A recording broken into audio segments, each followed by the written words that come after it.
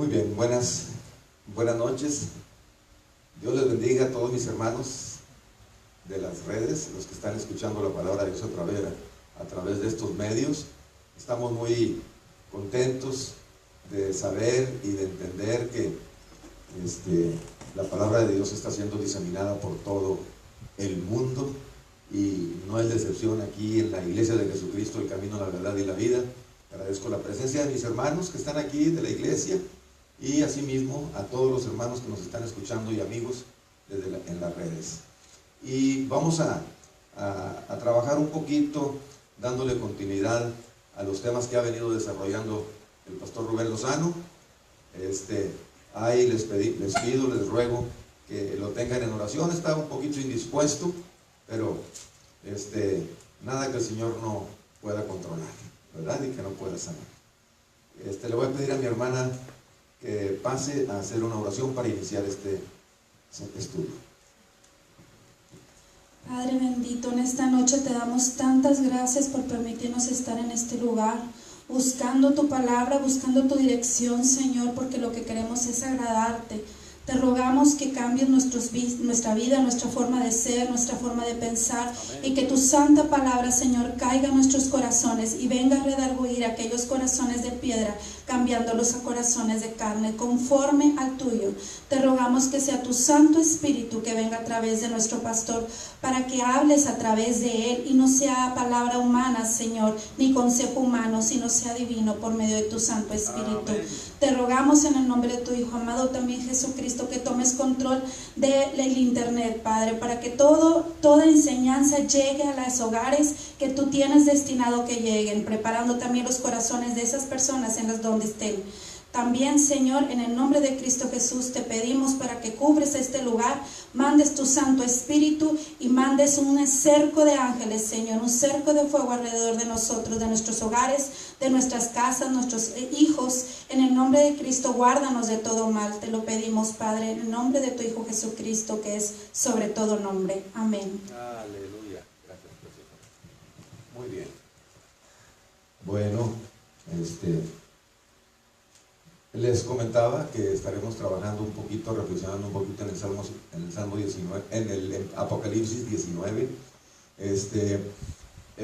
con el propósito de darle seguimiento a la enseñanza que el pastor Rubén ha estado dándonos presencialmente y por las redes, y vamos a seguir con la misma tónica que el pastor ha indicado, ha señalado, ¿verdad? Ha sugerido que al final podamos tener un espacio de preguntas y respuestas, para que el tiempo que tengamos de la reflexión podamos aprovecharlo, que no es a veces complicado, y una pregunta durante la disertación, durante la enseñanza, no permite que se concluyan los temas, ¿verdad? Y nos complicamos un poquito la vida, ¿verdad? Porque hay mucho que preguntar.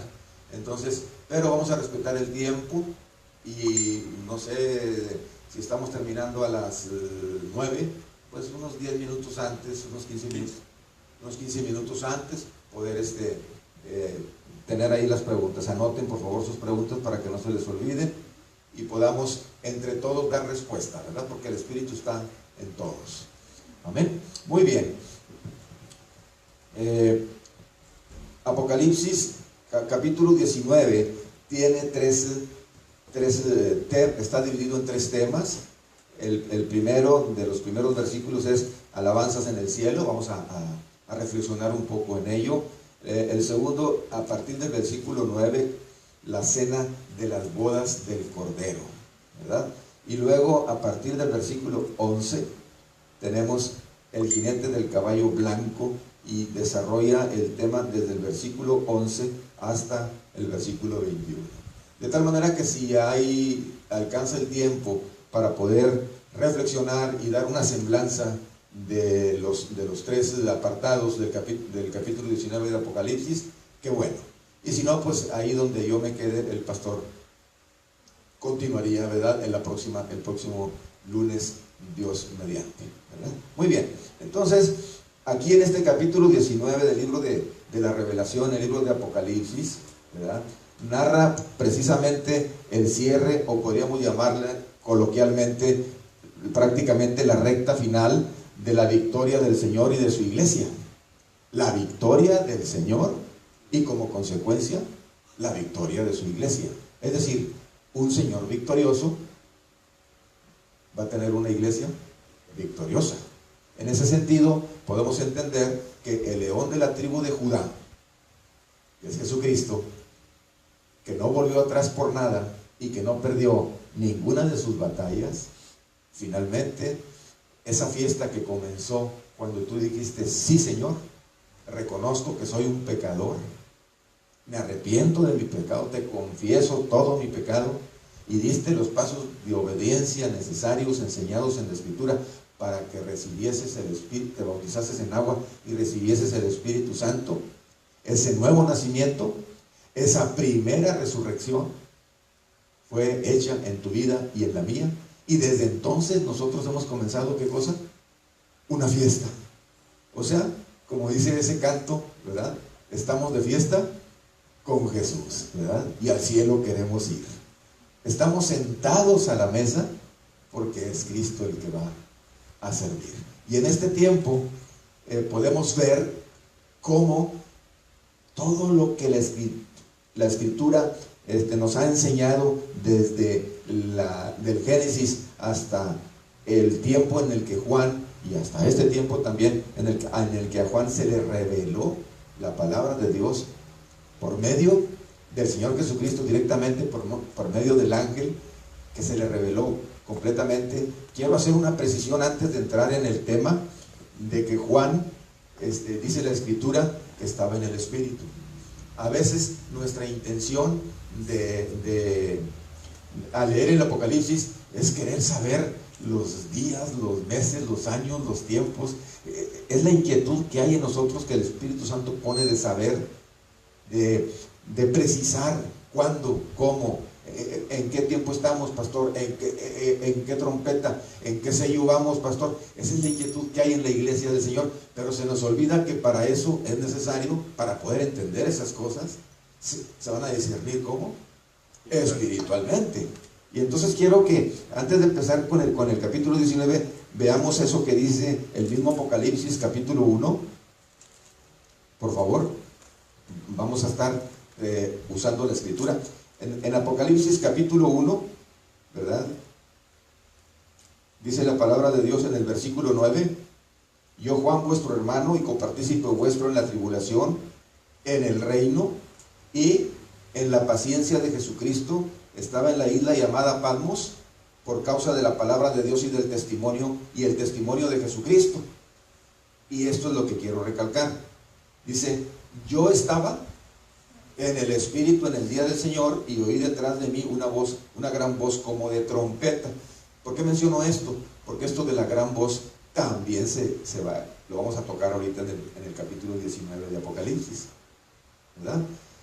Pero lo importante es lo que dice cuando dice yo estaba en el Espíritu. Fíjese qué interesante, esto nos va a ayudar a reflexionar en este sentido. El Espíritu Santo vino a tu vida y te redarguyó de pecado, de justicia y de juicio, y recibiste al Señor como tu Señor y Salvador. De pecado por cuanto la gente no cree en Él, por cuanto no creyeron en mí. De justicia por cuanto yo voy al Padre, dijo el Señor, ¿verdad? Y de juicio por cuanto el príncipe de este mundo ha sido ya juzgado, ha sido ya vencido. Eso es lo que Dios dice en la Escritura con respecto al Espíritu Santo que empezó a trabajar en tu corazón. En aquel momento que cada uno de nosotros, ¿qué cosa? Tuvimos la experiencia del nuevo nacimiento. Pero no se quedó ahí el trabajo del Espíritu Santo. Empezó el Espíritu Santo a trabajar en tu vida y ha estado trabajando. No sé si con libertad, eso depende de ti, tú responde, ¿verdad? Si le das la libertad al Espíritu de Dios que trabaje en ti plenamente. Pero a lo que quiero llegar es que este Espíritu Santo, dice que no os embriaguéis con vino, en lo cual hay disolución, sino antes sed llenos del Espíritu Santo, etcétera, etcétera. Cuando dice antes sed llenos del Espíritu Santo, está hablando en un tiempo que dice estén siendo llenados permanentemente. No es ya te llené y ya no hay más. No es ya te llené de mi Espíritu Santo y ya no hay más. No, no es así. La Escritura dice que Él da el Espíritu Santo sin medida. ¿Sí? ¿Quiere ayudarme con esa lectura? Juan 3:34, por favor. Alguien que me quiera ayudar con esa lectura. ¿Qué dice Juan 3:34?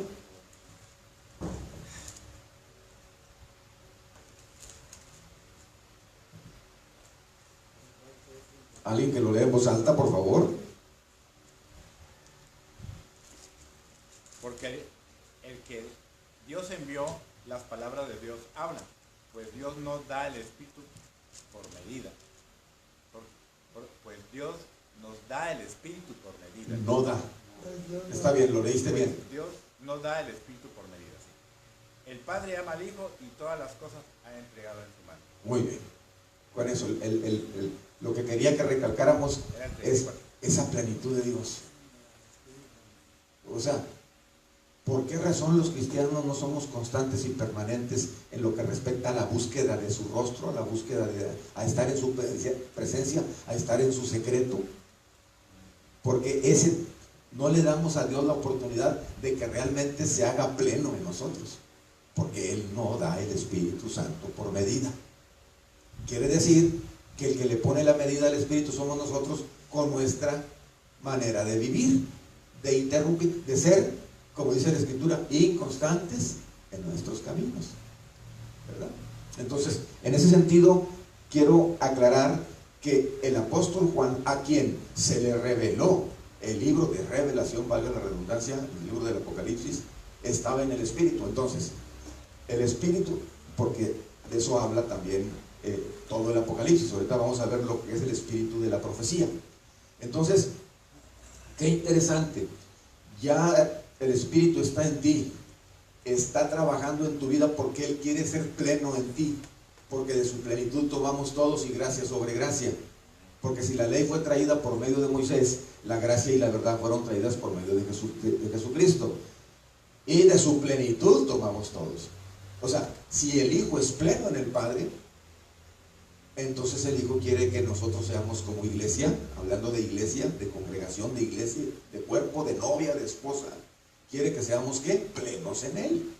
Y entonces uno, su iglesia con Él, y uno, su iglesia con Él y con el Padre. Dice, así como yo soy. Y eso lo menciona muy claramente, por lo menos 6 veces en el capítulo 17 de Juan, también el mismo Juan, estamos hablando de este varón de Dios. En el capítulo 17 del Evangelio según San Juan, él aclara de esa oración a la que se le llama la oración sacerdotal, ¿verdad? No la oración sacerdotal de Aarón allá en los tiempos del libro de los Números 6:24, 6:23, 6:25, por ahí. No esa oración sacerdotal, sino la oración sacerdotal del sacerdote que es Jesucristo, que nos ha hecho a nosotros reyes y sacerdotes para Dios su Padre, según también el mismo libro de Apocalipsis. Ese Señor Jesucristo, amados hermanos, ¿verdad? Quiere que nosotros seamos plenos en el Espíritu. Dice aquí que estaba yo Juan, el versículo que leímos, dice, yo estaba en el Espíritu en el día del Señor. Es diferente, usted reflexione. Usted va a participar cuando yo le pregunte, pero no me pregunte del tema hasta final como lo dijimos, pero cuando yo le pregunte, usted contésteme, por favor, para estar interactuando. Es importante, usted me va a decir, es lo mismo decir, estar en ser lleno del Espíritu, el Espíritu en ti, es lo mismo que decir que yo estar en el Espíritu, como Juan, yo estaba en el Espíritu. Acuérdense que la palabrita en significa dentro, dentro. Entonces, si nosotros como cristianos, el Espíritu Santo está en nosotros, quiere decir que está dentro de nosotros. Pero aquí Juan dice que él estaba en el Espíritu. ¿Qué piensa? Es diferente el estar. Es diferente, pero ¿en qué consiste esa diferencia? Está afuera y uno ¿Cómo la pudiéramos discernir? Yo estar en el Espíritu, porque el Espíritu ya está en mí. el cristiano ya está lleno del Espíritu de Dios, del Espíritu Santo. Pero aquí dice Juan que él estaba en el Espíritu a la inversa. Y entonces quiero comentarle que estaba yo reflexionando en esta palabra y pensé en una fuente. Una fuente, como la Escritura lo dice, que el Señor Jesucristo es una fuente que salta para vida eterna. El agua que salta de una fuente salta hacia los lados de la fuente y la cubre. Podríamos decir que prácticamente la fuente no se ve, porque el agua que está brotando de la fuente se regresa por los lados de la fuente y la fuente, por decir, queda en medio del agua. Entonces podríamos pensar que estar en el Espíritu significa que Juan estaba no solamente lleno del Espíritu, sino que él estaba dentro del Espíritu. O sea, un hombre espiritual pleno, completo. No se veía él, hablando coloquialmente o físicamente, como no se ve la fuente. Estaba no solo rebosando, o sea, rebasando el borde de la copa o de la fuente, sino que derramándose por encima de la fuente. Entonces, qué interesante es poder ver que el control y el dominio del Espíritu Santo de Dios en la vida de un cristiano es este concepto que no se maneja en la Biblia más que pocas veces, como en este caso, y a través del Apocalipsis lo menciona varias veces, y yo estaba en el Espíritu. En el Antiguo Testamento, ustedes lo saben, nos lo han enseñado, que el Espíritu estaba sobre los reyes, sobre los sacerdotes, sobre los jueces. Y vino el Espíritu de Jehová sobre Otoniel, y vino el Espíritu de Jehová sobre Sansón. En algunos casos dice que en el personaje, en el profeta, pero en la mayoría de los casos dice sobre, ¿verdad? En otros casos el Espíritu Santo puede estar al lado de nosotros, porque Él lo llena todo. Pero qué interesante cuando Él te llena, por más interesante cuando te cubre, cuando tú estás dentro de Él, ¿verdad? ¿Querías comentar algo? Bueno, pues si te hago comentar a ti, va a comentar a todos, les tengo que dar oportunidad. Nada más cuando pregunte yo, ¿de acuerdo? Para poder tener, porque yo sé que ahí está el Espíritu queriendo participar, pero vamos a hacerlo así para poder avanzar. Muy bien, entonces el Espíritu de Dios, este hombre estaba en el Espíritu. Nos vamos al capítulo 19, y dice la Escritura: después de esto oí una gran voz de gran multitud en el cielo, que decía: aleluya, salvación y honra y gloria y poder son del Señor Dios nuestro, porque sus juicios son verdaderos y justos, pues ha juzgado a la gran ramera que ha corrompido la tierra con su fornicación, y ha vengado la sangre de sus siervos de la mano de ellos.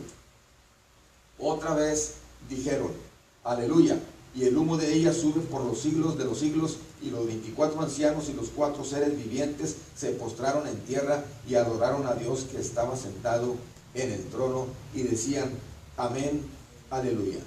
En esta primera porción, ¿verdad?, podemos entender que narra el cierre, decíamos, la recta final, la victoria del Señor y de su iglesia, de una manera tan clara que podemos ver a una iglesia gozosa, una iglesia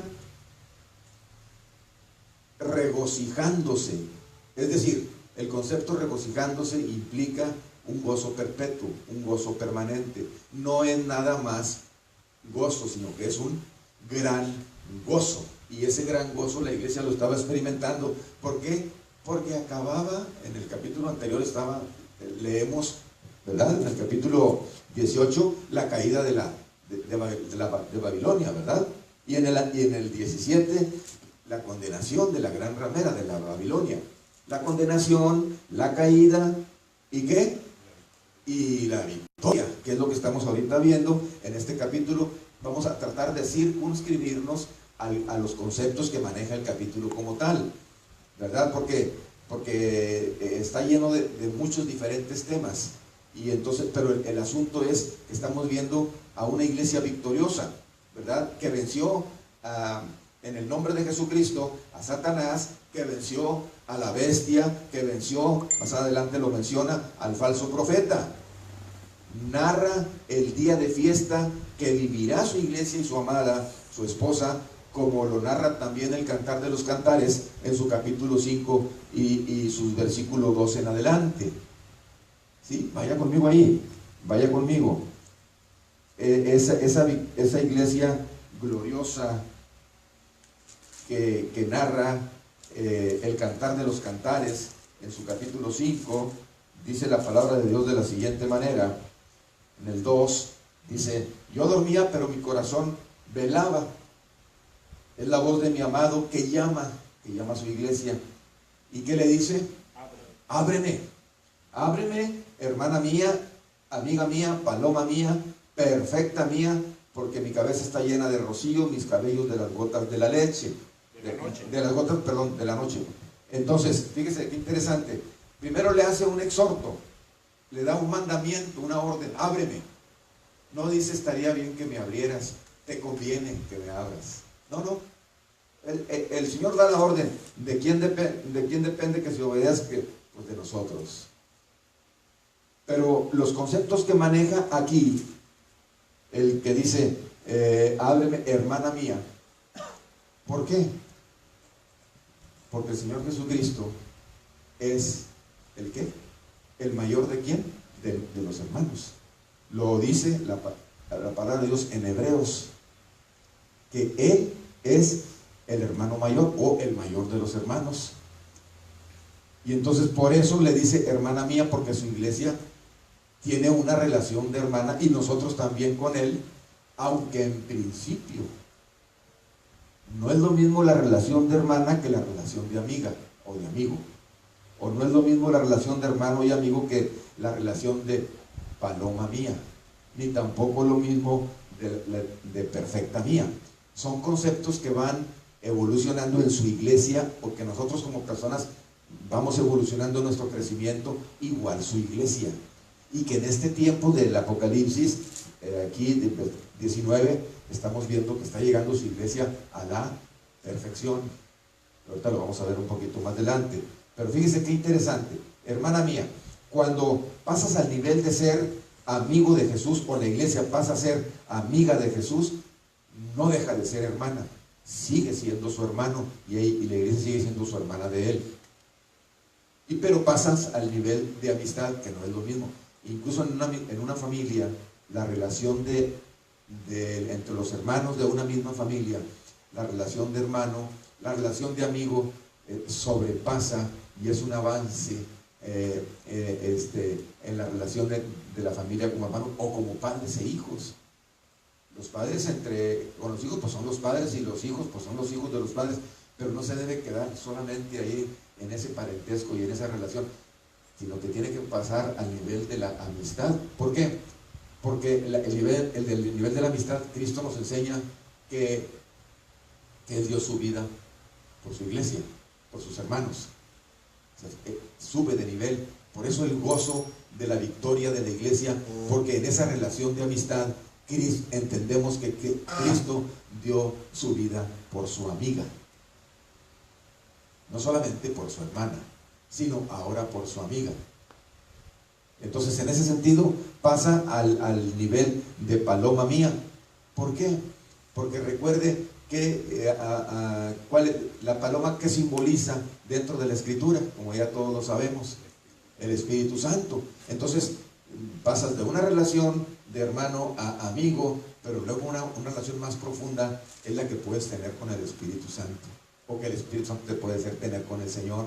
Esa paloma mía que en el libro de Mateo, por ahí en su capítulo 3, cuando Jesucristo vino para que fuese bautizado por Juan, ahí se narra perfectamente claro cómo cuando Jesús subió del agua, por haber obedecido y haber cumplido con toda justicia lo que Dios le había mandado que hiciese, aunque Juan se le oponía, finalmente cedió Juan y obedeció. Jesucristo le dio la orden de que lo bautizara, pero dice que los cielos, ¿qué? Se abrieron y que descendió del cielo, ¿verdad?, el Espíritu Santo en forma corporal como paloma, y que se posó sobre su hombro. Por eso Isaías también dice, y el principado sobre su hombro. ¿Por qué? Quiere decir, y la autoridad sobre su hombro, el gobierno sobre su hombro, el Dios mismo sobre su hombro. Estamos hablando ahorita de Apocalipsis 19 en el sentido de ese espíritu donde Juan estaba dentro de, para poder ver todo lo que él vio en todo el Apocalipsis que Dios le permitió entender. Y dice la Escritura que se abrieron los cielos ahí en Mateo, y que se oyó una voz del cielo que dijo, después de que descendió el Espíritu Santo en forma corporal como paloma, una voz del cielo que dijo, este es mi Hijo amado en quien tengo complacencia.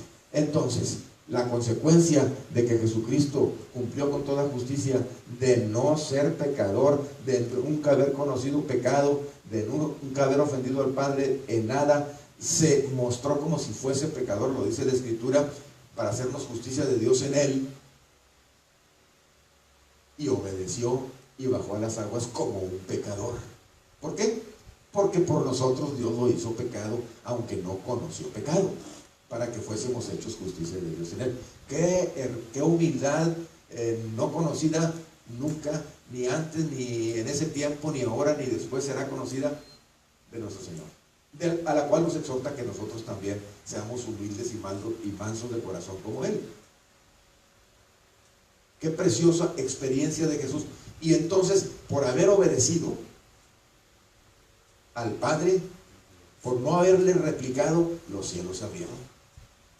O sea, no tenemos que orar para que los cielos se abran, amados. Ya están abiertos porque Cristo vino a visitarnos. Subió a los cielos, llevó cautiva la cautividad y dio dones a los hombres. ¿Y qué es esto de que subió? Sino que también había descendido a las partes más profundas y bajas de la tierra. O sea, Él fue el que hizo eso. Los cielos están abiertos. Nosotros somos los que no nos damos cuenta que ya están abiertos por Jesús y que tenemos acceso a ese reino por haber recibido a Jesucristo como nuestro Señor y Salvador. Una iglesia que tiene los cielos abiertos. ¿Por qué? Porque el Señor Jesucristo lo hizo. Y en ese sentido tenemos acceso a su misma presencia, al lugar santísimo, a su misma presencia. Muy bien, entonces pasa después a otro nivel, al nivel de perfecta mía. ¿Por qué? Porque solamente el Espíritu Santo puede perfeccionarte. Solamente el Espíritu Santo puede perfeccionar la vida de un ser humano. Obviamente, y su palabra, pero pues las palabras que Él nos ha hablado son espíritu y son vida. Entonces, esa influencia del poder de Dios nos perfecciona, y entonces como iglesia, en ese tiempo, la iglesia estaba llegando a esa posición de perfecta, santa, sin mancha, sin arruga, sin cosa semejante. Toda aquella multitud que fueron vestidos de ropas blancas, es un momento de perfección. Dios estuvo llevando a su iglesia a través de todos los tiempos, por nuestro Señor Jesucristo, a esa perfección, ¿verdad? Y empezó, ¿qué? Haciéndose hermano de nosotros, el hermano mayor, haciéndose hermano de nosotros. Y luego nos está persuadiendo con su Espíritu Santo para que, ¿qué? Y con su palabra seamos, ¿qué cosa dijimos? Amigos de Él. Porque entre amigos no se ocultan las cosas. Y un amigo no engaña a otro amigo, ni le miente. Y luego, después de esa amistad, pasa a tener una relación en el Espíritu, que es la paloma que simboliza el Espíritu Santo. Y ese Espíritu Santo llevó a la iglesia a la perfección, a lo que estamos viendo ahorita ya en el capítulo 19 de Apocalipsis. La llevó, y entonces estamos hablando de una iglesia ya en fiesta, porque no tiene nada de qué arrepentirse. Ya no, ya está perfecta, ya está lista. ¿Para qué? Para que venga el novio y la tome como su esposa, finalmente. Qué experiencia tan preciosa que el Señor nos ha hecho entender. Amiga mía, así te dice ahora a ti, Iglesia de Jesucristo, el camino, la verdad y la vida, y a los hermanos y amigos que nos escuchan por la red. Dios está diciéndote ahorita, yo estoy en medio de ti, persuadiéndote a llevarte en ese proceso No te afanes por saber días, fechas, horas, minutos. No, búscame. Yo quiero que tú estés en mi espíritu, dice el Señor. Tú dentro del espíritu. Que no es lo mismo que nada más el espíritu esté dentro de ti. No lo limites. De su plenitud tomamos todos. No lo limites. Dios dio el Espíritu Santo por medio. Esto está sonando más a predicación que estudio, pero no se preocupe, así estoy emocionado, ¿verdad? Entonces, fíjese qué interesante. Entonces dice la palabra de Dios ahí en el Apocalipsis, dice que oyó Juan una gran voz, o la gran voz de una gran multitud. Vaya, regrese conmigo, por favor. O bueno, antes de pasar allá, Dios me está dando otro pasaje de Cantares, nada más lo voy a comentar así rapidín, y luego ya nos vamos otra vez allá al tema. En el Cantar de los Cantares hay un versículo que me interesa comentárselos. Capítulo 2, versículo 16. Dice la palabra de Dios: mi amado es mío y yo. Está hablando la tsunamita, pero es la iglesia, también, el tipo de la iglesia. Mi amado es mío y yo suya, dice, ¿verdad? Él apacienta entre lirios. Fíjese, la iglesia. Mi amado es mío, yo suya. Él apacienta entre lirios. O sea, Él está paseándose y alimentando a sus ovejas. Y les está llamando, aquí les llama lirios. Y el lirio es una de las plantas más hermosas que hay sobre la tierra, que ni aún Salomón se vistió como uno de ellos, siendo que Salomón se vestía como el que más en todo el globo terráqueo. Bueno, pues nunca se pudo vestir como uno de los lirios.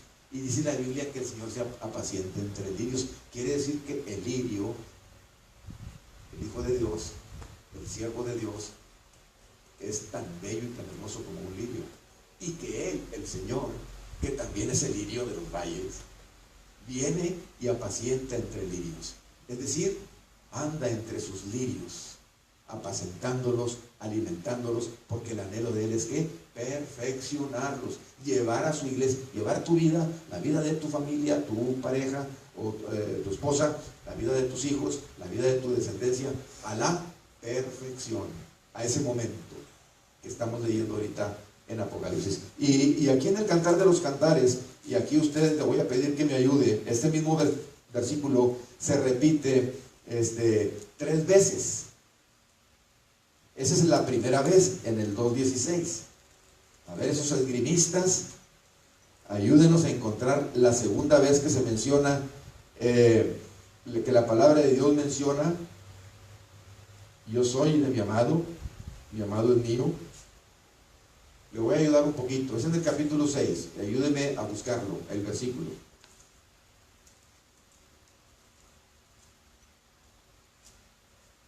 El 3. Perfecto, léelo, Yo por soy favor. de mi amado y mi amado es mío. Él apacienta entre los lirios. Se fija qué interesante la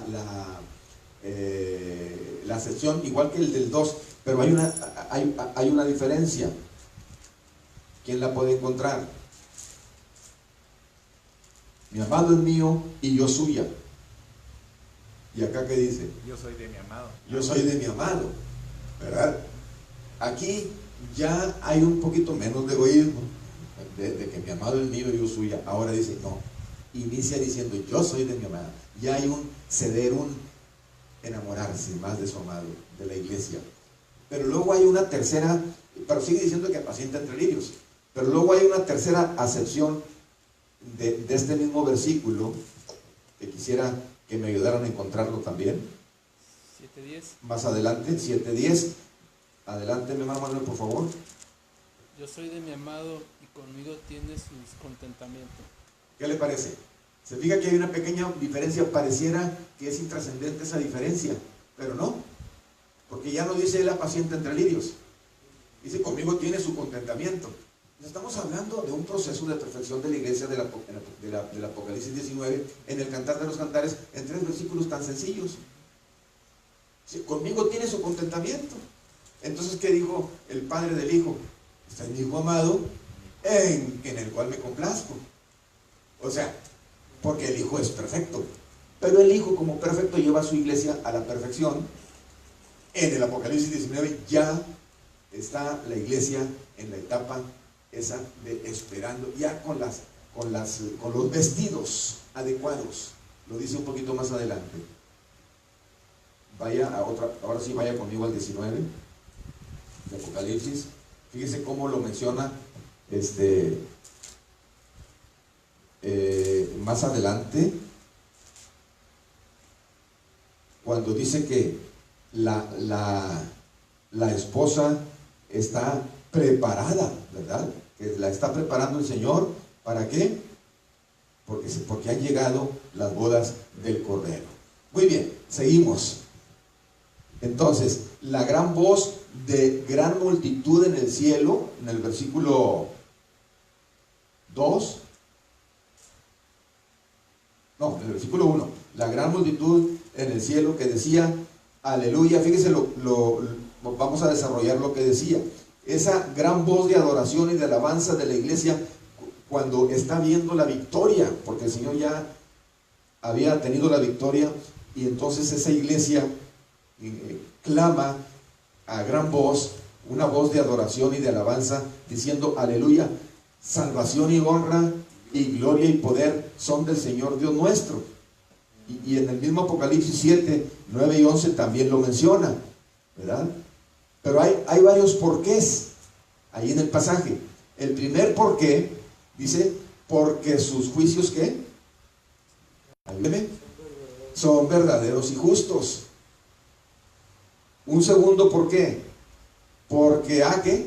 Juzgado a la gran ramera que ha corrompido a la tierra con sus fornicaciones. O sea, son los porqués de que la iglesia esté tan gozosa clamando gloria a Dios, aleluya. Tercer porqué, porque ha vengado la sangre de sus siervos de la mano de la Babilonia. La misma Biblia nos está dando los porqués, sin necesidad de meternos muy profundamente a tratar de interpretar, sino que en forma sencilla y así literalmente, el Señor está diciendo por qué razón la iglesia entró en una etapa de adoración y de alabanza en ese momento. Que debiéramos tener esa adoración y esa alabanza siempre, en todas las congregaciones donde se invoca el nombre de Jesucristo y se invoca de veras. Debiéramos tener esa experiencia siempre. Pero si usted se fija en las congregaciones, algunas son menos efusivas, ¿verdad? Manifiestan menos su alegría, son más, incluso hasta juzgan, se juzga esa forma de ser tan eufórica, ¿sí? Como de más, como que está fuera de lugar, como que no es necesario. Pero si la Biblia está llena de clamor y de júbilo, aun cuando el mismo Señor Jesucristo subió a los cielos, dice la palabra de Dios que los discípulos obedecieron la orden del Señor Jesucristo y se fueron a Jerusalén con gran gozo. No solamente con gozo. Mire, ayúdame con Lucas 24, capítulo 24, últimos versículos, creo que del 50 en adelante. 24 del 50 en adelante, hablando de Lucas. Por favor. Y lo sacó fuera hasta Betania y alzando sus manos les bendijo. Y aconteció que, bendiciéndoles, se separó de ellos y fue llevado arriba al cielo. Ellos, después de haberle adorado, volvieron a Jerusalén con gran gozo y estaban siempre en el templo alabando y bendiciendo a Dios. Amén. Y era un momento difícil, ¿sí o no, Leo? Era un momento difícil para él, porque el Señor se iba a ir o se había ido, lo sacó a Betania.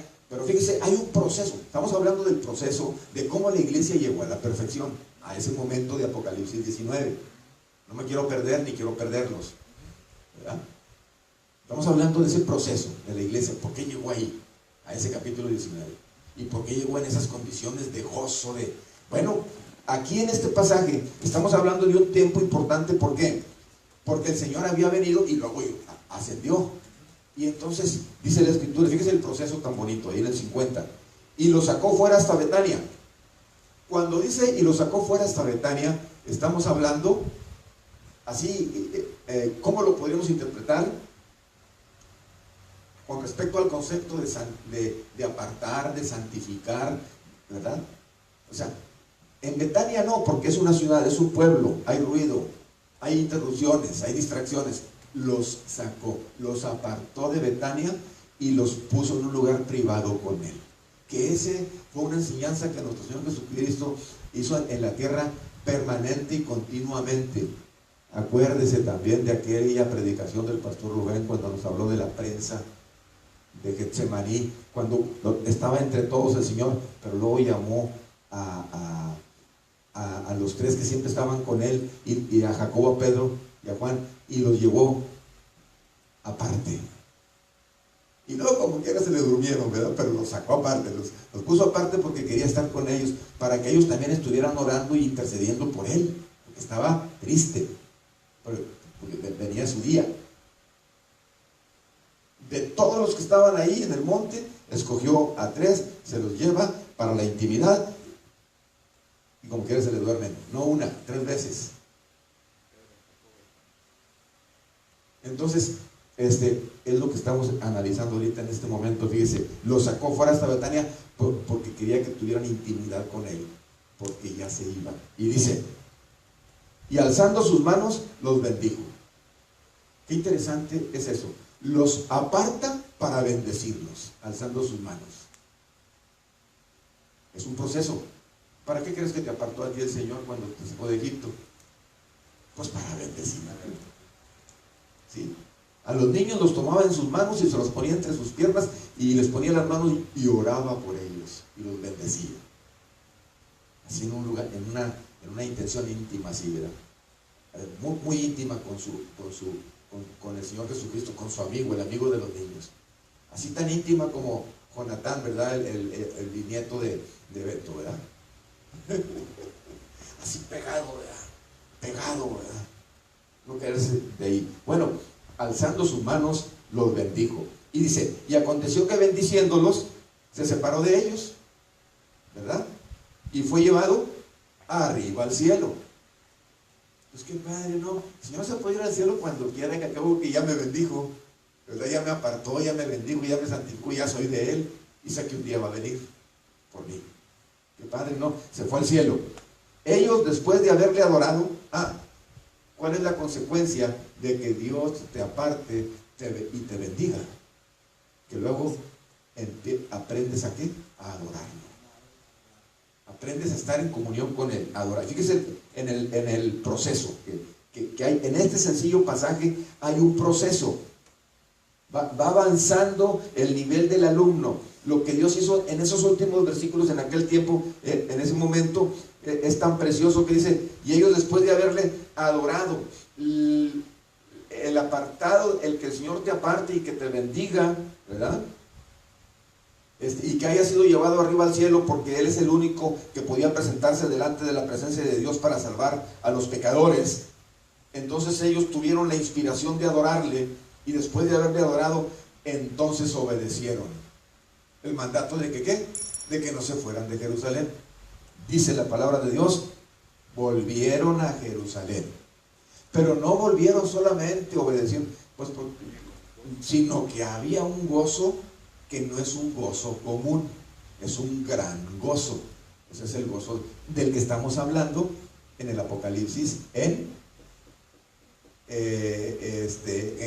cuanto a que la iglesia de Jesucristo estaba ya alabando a su Señor con gran gozo, o sea, gozo inefable, o sea, gozo inenarrable, o sea, gozo que no puedo explicar, un gozo que no puedo entender, pero un gozo que puedo experimentar y que lo vivo con gran gozo. Y luego dice que estaban, ¿cuándo? ¿De vez en cuando? ¿O siempre? ¿Dónde? En el templo, alabando y bendiciendo a Dios. ¿Cómo empezó la despedida del Señor en el versículo 50? Bendiciéndolos. ¿Y cómo terminó la iglesia? Alabando y bendiciendo. Fíjese en un círculo, como se le llama comúnmente en la biología, el círculo hidrológico del agua, ¿verdad? ¿cómo? De que el sol calienta la superficie de los mares, hace que el agua se evapore y luego suba a ciertas partes del cielo, y entonces se formen las nubes, los diferentes tipos de nubes, pues las que producen lluvia, ¿verdad? Porque hay unas que no producen lluvia. Apenas preguntarle al pastor, ¿verdad? Los 4 tipos de nubes, ¿verdad? Y que el nimbus y que quién sabe qué tantos nombres se sabe, ¿verdad? Bueno, esas nubes luego después chocan con corrientes de aire frío, como se nos dijo allá en la primaria, y desciende la lluvia sobre la tierra y forma mares, ríos, arroyos, y vuelve otra vez al mar, y vuelve otra vez a ser otra vez evaporada. Así puedo ver yo aquí empieza el Señor diciendo: ¿sabes qué, Leo? Te voy a sacar de aquí, de donde estás, y te voy a bendecir, y como consecuencia te vas a gozar tanto que me vas a adorar. O sea, me vas a entregar toda tu vida. Después de adorarme, te vas a ir vas a estar en la iglesia, vas a estar en Jerusalén, vas a estar adorándome siempre, continuamente, ¿verdad? Y vas a estar preparado para cuando yo venga por mi amada, que es lo que estamos viendo ahorita aquí, y que tú eres parte de ella. Amén. Somos parte de ella. Qué precioso momento que narra Juan aquí. Es un hecho. Dios le permitió verlo, le permitió oírlo a Juan. Y Juan era un hombre como tú y como yo, con las mismas limitaciones que los profetas del Antiguo Testamento y cualquier profeta del Nuevo. Y sin embargo, tuvo esa gloria que Dios le permitió tener, de escribir 5 libros de la Biblia, y de esos libros uno precioso que es el Apocalipsis, y que el Señor ahí narra las cosas que sucedieron, las que sucedieron antes, las que estaban sucediendo en el momento que le dijo a Juan, y las que iban a suceder después. Se le reveló el pasado, el presente y el futuro de su iglesia. Hasta aquí vas a llegar, ¿verdad? Persevera, porque todo aquel que persevera en el Señor será salvo. Persevera, porque yo te quiero llevar a que formes parte, que seas miembro de esa iglesia perfecta, de esa iglesia que quiero yo que sea una conmigo, como yo soy uno con el Padre. Y para eso se requiere absolutamente de la santidad. No vamos a entrar con un crecimiento espiritual del 99.9. No vamos a entrar, hermanos. No es 99.9. Ni divide el tiempo como quieras. A lo mejor no es 99.9 porque pues 9 son décimas. No, haz las milésimas, divídelas en 10 millonésimas, en 1000 millonésimas. Si te falta una 1000 millonésima, Dios te va a llamar y te va a perder, porque sin santidad nadie va a ver al Señor. Esa es la iglesia de la que estamos hablando ahorita en el capítulo 19. Esa es la iglesia. Por eso la iglesia estaba gozosa y dijo: amén, gloria a Dios, y empezó a glorificar el nombre del Señor. Y déjeme decirle, por aquí traigo un apunte que me encontré ya hace tiempo y quiero compartírselo. Déjeme decirle, ahí en el capítulo 19, cuando los de Apocalipsis dicen, al finalizar la adoración de ese momento, dicen amén, aleluya. ¿Sí o no? A ver, ayúdenme a encontrar el versículo. Dicen amén, aleluya, ahí adelantito. En el 4. Y los 24 ancianos y los 4 seres vivientes se postraron en tierra y adoraron a Dios, que estaba sentado en el trono, y decían amén, aleluya. ¿Qué le quiero compartir de este concepto amén? Fíjese, alguien que me diga qué dice Apocalipsis 3:14, hablando del amén. Esos esgrimistas que encuentran los textos antes de que se los pidan. Y escribe el ángel de la iglesia en Laodicea: he aquí el amén, el testigo fiel y verdadero, el principio de la creación de Dios. Muy bien, perfecto. ¿Cómo le dice Juan? ¿Cómo dice allí en Juan acerca de que se lo está presentando a la iglesia de Laodicea? Porque porque acuérdense que ese fue el mensaje, que le diera, ¿verdad? Que llevara ese mensaje a las iglesias Y aquí le dice, el ángel le dice a Juan, escribe al ángel de la iglesia en la Odisea. He aquí el amén. ¿Quién es el amén, Señor? Pero fíjate cómo amén ahí es un nombre propio. Ajá. No es el amén que nosotros mencionamos aquí coloquialmente cuando nos gusta algo que están predicando. Amén, y que te gozan. Incluso está en mayúscula. Está con mayúscula, porque es un nombre propio. ¿A quién se está refiriendo? El Señor Jesucristo. Al Señor Jesucristo, cuando le dice, he aquí el amén, el testigo, y luego testigo fiel y verdadero, el principio de la... Ahí no lo menciona con mayúscula, solamente el amén, porque ahí está conceptuando a Jesús como el nombre de Jesús, como uno de sus nombres, ¿verdad? De él. Amén. Pero ¿sabe qué? Investigué por ahí, hacía tiempo, pues en los diccionarios, ¿verdad? En los idiomas, en el hebreo antiguo, la palabra amén, en forma resumida, significa firme, estable y confiable. En forma resumida, puede significar más, es más amplio. Pero en forma resumida, dice el escritor de ese diccionario, significa, en el antiguo hebreo, significa firme, estable y confiable. Entonces cuando nosotros decimos amén, estamos diciendo firme, estable y confiable. Pero ¿quién es firme como nuestro Dios? Más que Él, nadie. ¿Quién es estable? Pues nosotros somos más volubles que, ¿verdad? El ser humano somos volubles. No, pues somos muy inestables. No hay ser humano sobre la tierra que tenga la misma estabilidad emocional, espiritual, lo que sea, que el Señor Jesucristo. Nadie tiene esa firmeza como Él. Y nadie es confiable como Él. ¿Por qué? Porque dice el mismo Señor, dice, maldito el hombre que confía en el hombre. Pero en Cristo sí se puede confiar. Entonces es firme, estable y confiable. Ese es el nombre. Entonces cuando la iglesia está adorando, está diciendo el firme, el estable y confiable, o sea, el amén, como dice a la Odisea, dice esto, ¿verdad? Dice ahí en la iglesia, dice esto, ¿verdad? Entonces qué precioso es ver entender que el concepto amén no es cualquier cosa, no es una palabra más. Es una palabra con un profundo significado. De hecho, hay muchas doxologías que se cantan con la pura palabra amén. Así se le llama en el argot religioso, doxología. Hasta entre los católicos, en el argot se le llama doxología a un canto breve, para cerrar un salmo, para cerrar una porción de la escritura. Para cerrarla al final, cuando dice amén y amén, ¿verdad? Qué precioso, amén, amén y amén, ¿verdad?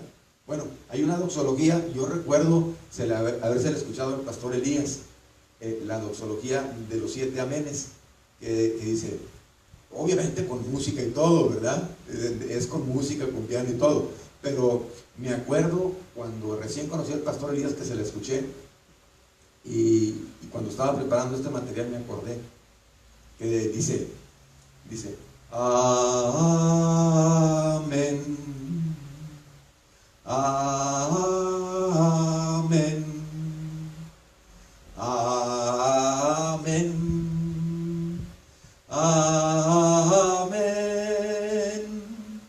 amén,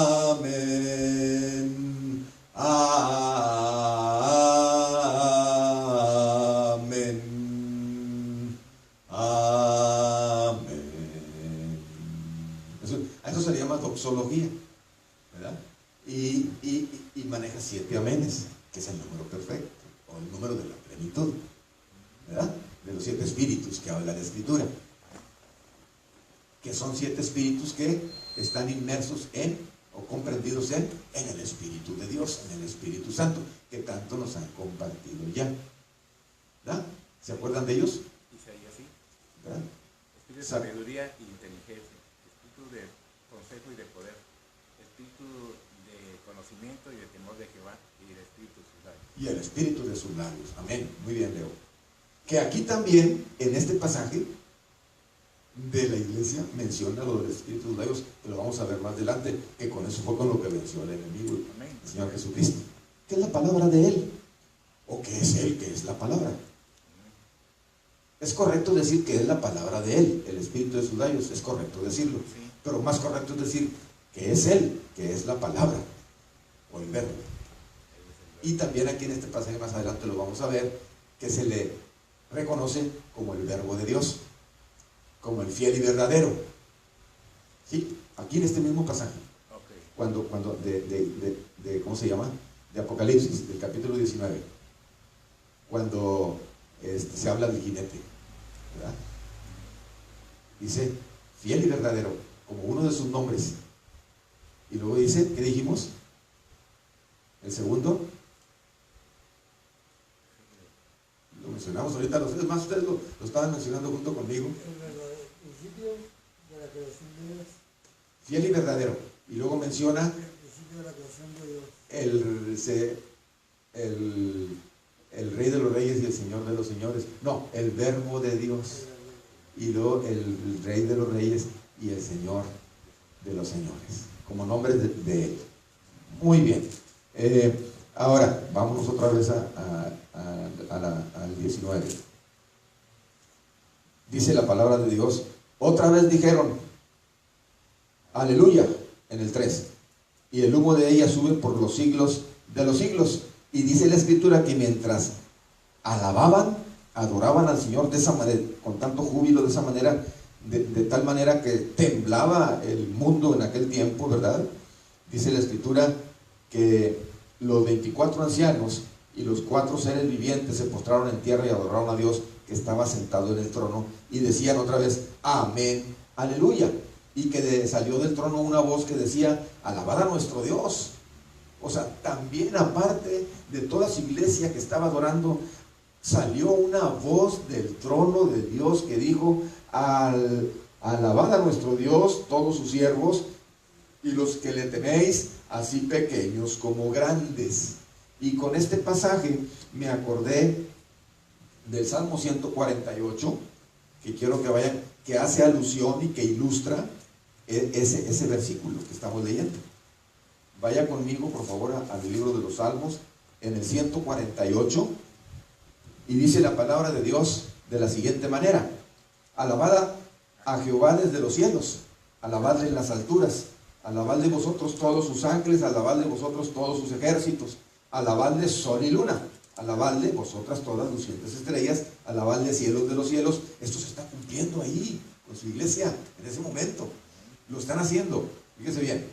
Alaben el nombre de Jehová, porque Él mandó y fueron creados. Los hizo ser eternamente y para siempre, les puso ley que no será quebrantada. Alabad a Jehová desde la tierra. Primero, la creación celestial. Hasta ahí. Y luego empieza con la creación terrenal. Y dice, alabad a Jehová desde la tierra, los monstruos marinos y todos los abismos, el fuego y el granizo, la nieve y el vapor, el viento de tempestad que ejecuta su palabra, los montes y todos los collados, el árbol de fruto y todos los cedros, la bestia y todo animal, reptiles y volátiles, los reyes, y hasta ahí la tierra. Pero también sigue con la tierra, pero con seres humanos. Ahora hace un giro ahí y dice, los reyes de la tierra y todos los pueblos, los príncipes y todos los jueces de la tierra. Está hablando de las autoridades políticas y no políticas, los jóvenes y también las doncellas, los ancianos y los niños. Alaben el nombre de Jehová, porque solo su nombre es enaltecido, su gloria es sobre tierra y cielos, Él ha exaltado el poderío. Ahora aquí habla de su pueblo específicamente, ahora habla de su pueblo. Habló de toda su creación, ahora habla de su pueblo. Dice, alábenle todos sus santos. Ahora habla de su iglesia, los apartados, los santificados, los de Él. ¿Se fijan? Todos sus santos. Y luego dice, los hijos de Israel, el pueblo a Él cercano. Nos vamos otra vez a Apocalipsis. Qué precioso entonces, amados hermanos, es poder ver que este gozo intenso de la iglesia que vivió en aquellos tiempos, la iglesia en los tiempos del Apocalipsis, que va a vivir la iglesia cuando se cumpla este tiempo. Qué precioso es ver que el Señor te lo está previniendo, te lo está enseñando y te está diciendo, así es como te quiero ver. Aquí empecé contigo, pero aquí quiero terminar contigo. Quiero que tú vengas y me alabes y seas parte de glorioso, ¿cómo se le llama en la música? Concierto, de este glorioso concierto, ¿verdad? De esta gloriosa orquesta celestial, de esa gran multitud que está cantando, glorificando y alabando a su Señor. Y dice en el 6, oí como la voz de una gran multitud, como el estruendo de muchas aguas y como la voz de grandes truenos que decía, aleluya, porque el Señor nuestro Dios Todopoderoso reina. Gocémonos y alegrémonos y demos de gloria porque han llegado las bodas del Cordero.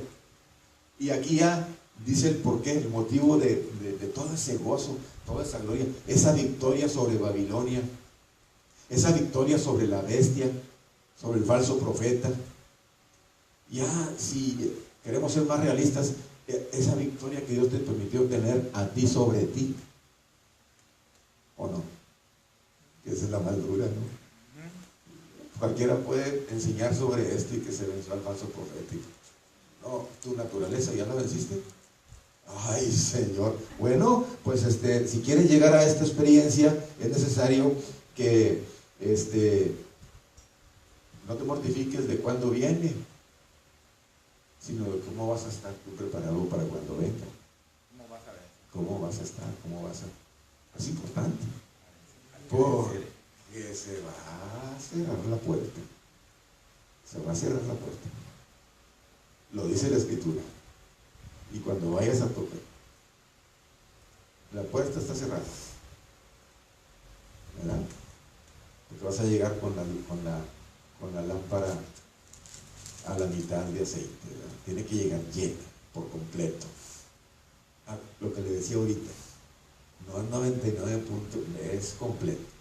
Porque con tan solo que ofendas en uno de estos puntos de la ley, te haces culpable de todos. Si el malo y el impío se arrepiente de su pecado, no le voy a tomar en cuenta ninguno de sus pecados. Pero si el justo, confiando en sus justicias, falta en un solo punto, lo voy a desechar. Entonces, eso provoca un celo en nuestro corazón como hijos de Dios, y ese celo lo provoca el Espíritu Santo.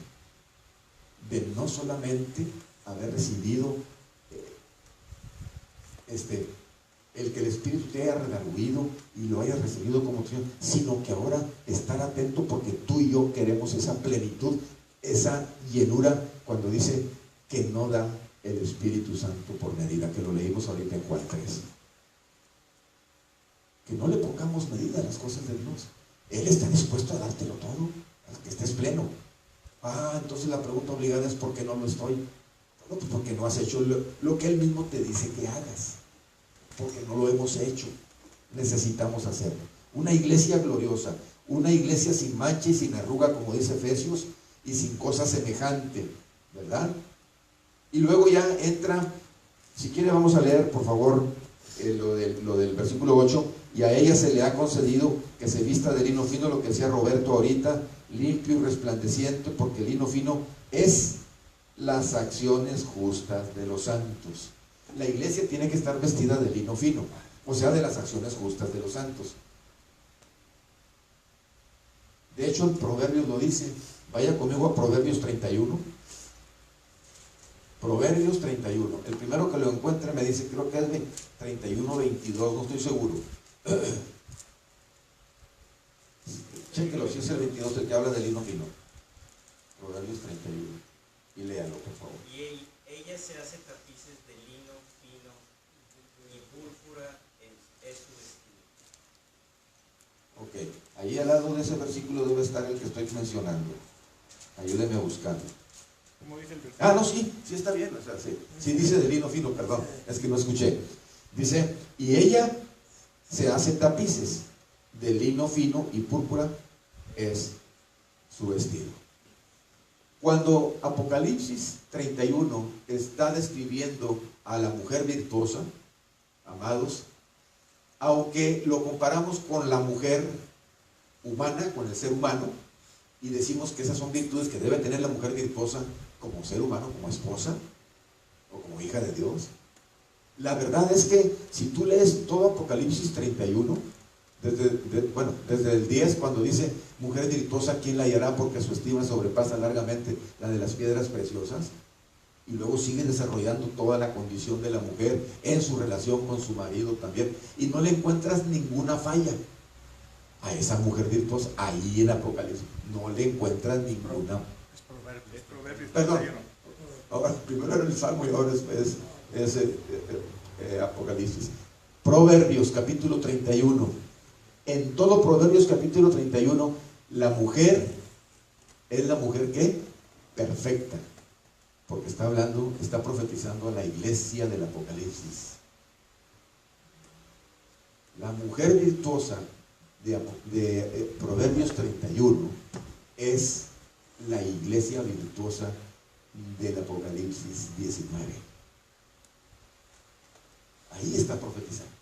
Pero Dios quiere que la mujer, como género, como sexo, también quiere Dios que sea así.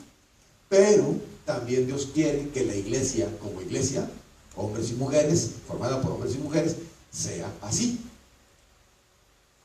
Y si usted lee despacio ese pasaje de Proverbios, se va a dar cuenta perfectamente que no hay ninguna falla. ¿Por qué? Porque la iglesia que va a ir al cielo no debe tener ninguna falla, según Efesios, por ejemplo, 5. Ahora vaya conmigo a Efesios 5. El primero que lo encuentre, ayúdeme a leerlo, por favor. En Efesios 5, del 21 en adelante, por favor. Someteos unos a otros en el temor de Dios. Las casadas estén sujetas a sus propios maridos como al Señor, porque el marido es cabeza de la mujer, así como Cristo es cabeza de la iglesia, la cual es su cuerpo y Él es su Salvador. Así que como la iglesia está sujeta a Cristo, así también las casadas lo estén a sus maridos en todo. Maridos, amad a vuestras mujeres, así como Cristo amó a la iglesia y se entregó a sí mismo por ella, para santificarla, habiéndola purificado en el lavamiento del agua por la palabra. Amén. A fin de presentársela a sí mismo una iglesia gloriosa, que no tuviese mancha ni arruga, ni cosa semejante, sino que fuese santa y sin mancha. Muy bien. Y continúa, y hay otros pasajes de la Biblia que hablan de la iglesia, que hace Dios el paralelismo, hace el paralelismo de la mujer con con la iglesia, y del Cristo con el varón, con la cabeza del hogar. Porque esa es la cadena espiritual. La cadena espiritual es Dios, Cristo, el varón, la mujer y los hijos. Y la familia, como familia nuclear, parte de todas las familias que forman la iglesia. ¿Dónde está esa cadena? Es una cadena espiritual. En 1 Corintios 11, versículo 3. Vamos a ver esa cadenita ahí para explicar que Dios quiere esa perfección. 11:3, alguien que lo lea. Nada más el 3. Pero quiero que sepáis que Cristo es la cabeza de todo varón, y el varón es la cabeza de la mujer, y Dios la cabeza de Cristo. ¿Qué le parece? Dios la cabeza de Cristo. Cristo la cabeza de todo varón. El varón la cabeza de la mujer. Bueno, de la mujer ya no dice nada, ni modo, hermana, pues.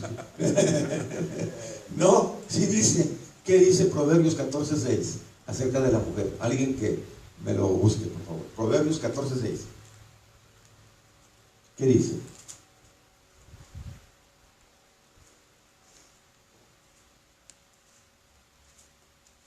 Busca el esclarecedor la sabiduría y no la haya, mas el hombre entendido la sabiduría le es fácil. Ese no es.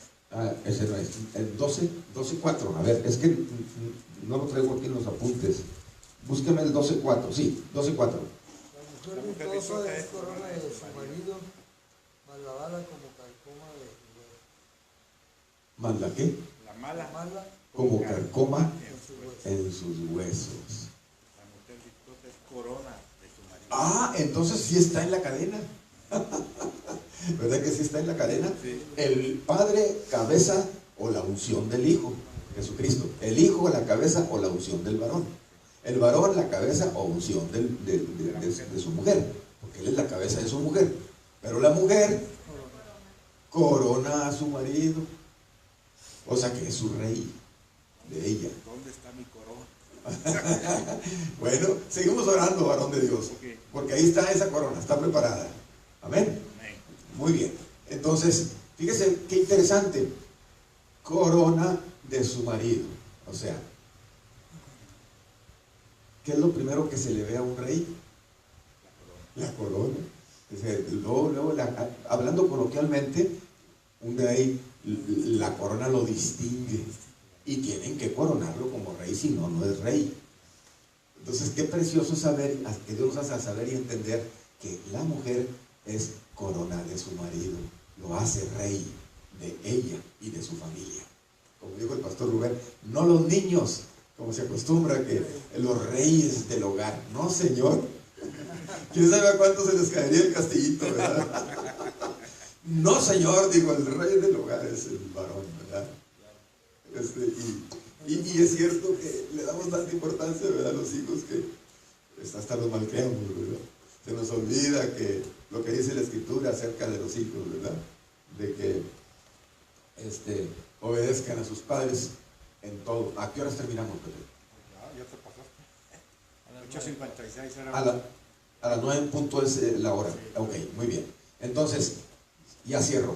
Y sí. Porque ibas a dejar para que. Sí. 5 minutos. Si hay oportunidad, continuamos con el tema porque estamos apenas empezando. Nos falta hablar de las bodas específicamente y con sus pasajes respectivos, y luego hablar del jinete, ¿verdad? También del caballo blanco, ¿verdad? Esa porción tan especial que es cuando Cristo se manifiesta como el guerrero que viene vencedor y venciendo, ¿verdad? Amén. Muy bien. Bueno, vamos a cerrar aquí el momento de la reflexión. Acuérdese usted que usted y yo pertenecemos a esa iglesia que hoy Dios nos ha recordado. Yo no estoy diciendo nada nuevo, ya está escrito. Dios nos ha recordado a quién pertenecemos, a qué iglesia pertenecemos. Toma tu lugar, hermano. Toma tu lugar, que no te lo quite nadie. Toma tu corona. Ahora ya hablando de tu relación con Cristo. Toma tu lugar. Él te ha coronado como rey a ti, como coronó el Padre al Hijo, a ti también te ha coronado como rey. Por eso lo dice con toda propiedad Juan, cuando saluda a las iglesias que están en Asia. Gracia y paz a vosotros del que es y que era y que ha de venir, y de los 7 espíritus que están delante de su trono, y de Jesucristo el testigo fiel, el primogénito de los muertos, el soberano de los reyes de la tierra, el que nos amó y nos lavó de nuestros pecados con su sangre y nos hizo reyes y sacerdotes para Dios su Padre. Nosotros somos eso. Toma ese lugar, Beto, no lo sueltes. Hermano Ackerman, no lo sueltes, ese lugar es tuyo, es para ti. Dios lo preparó para ti. Te apartó, te bendijo y te dijo, no te vayas de Jerusalén. No te vayas de Jerusalén hasta que seas investido del poder de lo alto. Y te veniste con gran gozo, ¿verdad?, a Jerusalén, a la iglesia. Sí, hermano. ¿Cuál, hija? Es el mismo Apocalipsis, capítulo 1, versículo creo que 4 en adelante o 3 en adelante. Apocalipsis 1, del 3 o del 4 en adelante. ¿Verdad? Esa es la iglesia de Cristo. Muy bien. Tiempo abierto. Preguntas. No, nomás quería complementar Lo que- diciendo. No es lo mismo que yo te vacío una tina a que tú estés dentro de esa boca. Ándale. No es lo mismo, o sea, Está mejor explicado. te ¿Sí? la he hecho así a que yo me meta, entonces esa me va a cubrir. Sí, porque si te metes a la tina, te cubre, estás. estás rodeado del Y agua. si nada más te la vacías, Si por yo lo más te te la mojas. vacío, pues se va a desparramar, pero si estás dentro, en la física eso es. Sí, No es lo mismo que yo te la derrame a que tú entres. Es diferente. bonita figura, muy bien. Así para es. complementar eso. Sí, como estar en una alberca, estar en una tina, en un bote, estar rodeado del agua esa, ¿verdad? Exacto, o sea, no es lo mismo que estés hasta los pies, como lo dicen en Ezequiel 17, También. 47, ya cuando estás nadando, esa es la... Hay que vaya sanado, ¿verdad? Porque ya no. Muy bien, gracias Pepe. Muy bien, amados. ¿Alguna otra participación o complemento, como lo hizo mi hermano Pepe? ¿Alguien que quiera agregar algo que nos ayude, que nos apoye, que nos enseñe, que nos instruya? Por eso decía, yo estoy en el espíritu porque estoy lleno. Sí, estoy lleno. Sobre él. Él me rodea. Te echaste un clavado, así de sencillo. Exacto, él me rodea, ¿no? Que, pues bueno, Señor. Gloria a Dios. Muy bien. Échese un clavado, hermano, en el Señor, ¿verdad? Para que esté bien. Para estar en el espíritu. Sí, mi hermano. ¿A quién se refiere con los 4 seres vivientes? ¿A quién se refiere con los 4 seres vivientes? Bueno, ahí en el Apocalipsis no menciona, no los describe como en particular cómo eran físicamente, ¿verdad? No se describe, pero 4 seres vivientes que adoraban, incluso Dios los usaba para que hablaran a los ángeles y los ángeles hicieran la orden de Dios que venía a través de esos 4 seres. Eso está, bueno, Ezequiel, ¿no? no, ahí mismo, en los niveles de autoridad. ¿Se acuerdan que mencionábamos niveles de autoridad del Padre, el Hijo, el varón? Pero en lo que respecta al Apocalipsis, en la iglesia, esos de los 4 seres vivientes, mi hermana, vaya si quiere conmigo, Apocalipsis capítulo 3, 4, dice: después de esto miré y he aquí una puerta abierta en el cielo, y la primera voz que oí, ¿verdad?, como de trompeta hablando conmigo, dijo: sube acá y yo te mostraré las cosas que sucederán después de estas. Y al instante yo estaba en el Espíritu, otra vez, yo estaba en el Espíritu, y lo confirma lo de Apocalipsis 1, ¿verdad? Y aquí un trono establecido en el cielo, y en el trono uno sentado. Otra vez, niveles de autoridad. Había un trono, y en el trono uno sentado. Otra vez, el mismo que dijimos acá en Corintios, ¿verdad? En el cielo, uno sentado. Y el aspecto del que estaba sentado era semejante a piedra de jaspe y de cornalina, y había alrededor del trono un arcoíris semejante en aspecto a la esmeralda, y alrededor del trono había 24 tronos, otro nivel de autoridad. 24 tronos, y vi sentados en los tronos a 24 ancianos vestidos de ropas blancas con coronas de oro en sus cabezas. O sea, el que estaba sentado en el trono, los 24 ancianos, y luego ¿qué dice? Y del trono salían relámpagos y truenos y voces, y delante del trono ardían 7 lámparas de fuego, que son los cuales son los 7 espíritus. Otro nivel de autoridad, los 7 espíritus de Dios. Fíjese cómo van los niveles de autoridad. Luego dice: y delante del trono había como un mar de vidrio semejante al cristal, y junto al trono y alrededor del trono 4 seres vivientes llenos de ojos delante y detrás. Ya ese es el otro nivel de autoridad. Y luego ya viene describiendo ahí, hermana, lo que usted me preguntaba, ¿verdad? El primer ser viviente es la única descripción que maneja la Escritura. No hay algo más específico. Y acuérdese que es importante que cuando la Escritura, lo que la Escritura dice, si debemos apegarnos, debemos ceñirnos a lo que la Escritura dice, no agregar ni quitar, no especular. Es muy común, eso nos lo ha enseñado el pastor Rubén, siempre nos lo repite: tenga cuidado, confirme hasta lo que yo le estoy enseñando desde aquí del púlpito, confírmelo con la Escritura, no me deje mentir, confírmelo. Y así de todos los más escritores bíblicos, de las personas que escriben, confirme lo que le dicen, no viva o no se maneje o no se conduzca por lo que le dicen, sino por lo que la Escritura dice. Y en ese caso, la pregunta que usted me hace, aquí está la descripción que hace de esos seres vivientes, nada más. Y es complicado hacerte una imagen de cómo es el ser viviente, pero así por encimita parece que estaban feos. Ahí Apocalipsis lo describe a uno de ellos, pero según los eruditos, creo yo que los 4 seres vivientes son los 4 evangelios, porque cada evangelio tiene una figura de una bestia. Sí, pero es una Habría que interpretación. ahondar Es una interpretación, sí. Es una interpretación nada más. O sea, no dice la Escritura, no lo dice literalmente, ¿verdad? Sino que según los eruditos, es lo mismo que yo decía ahorita. Bueno, pues déjame entonces yo confirmar si realmente pudieran corresponder a los 4 evangelios, o pedirle a Dios, dame a mí también la revelación que le diste al erudito, para poder estar tranquilo de que no estoy haciendo una interpretación equivocada de la escritura. Sí. Ya lo ha explicado el pastor Rubén, el que tiene de león, la Biblia te dice que el león no vuelve atrás, que como hombres tenemos que tratar de no volver atrás y marchar como un león, tenerla.